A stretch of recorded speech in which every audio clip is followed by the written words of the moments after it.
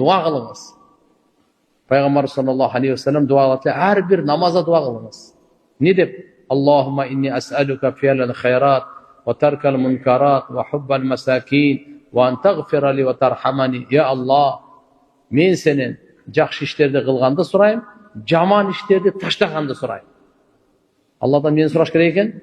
Биринчи шайтан, жин, азгырыктар сураттарга койбойт да, ушуну сура десең эле башка жакка алып кете берет да сеничи. Ошон үчүн токто. Пайгамбарыбыз айткан, бул нурлуу дуа.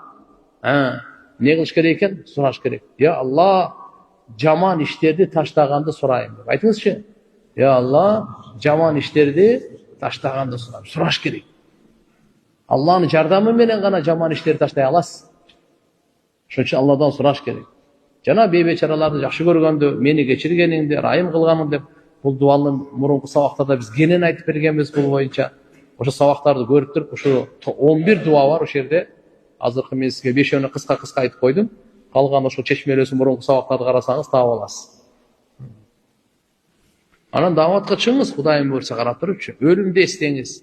Иншалла жаман адаттан, жаман ушу азыр өзүңүз айтып аткандай күнөөлөрдү таштаганга жеңил болот сизге.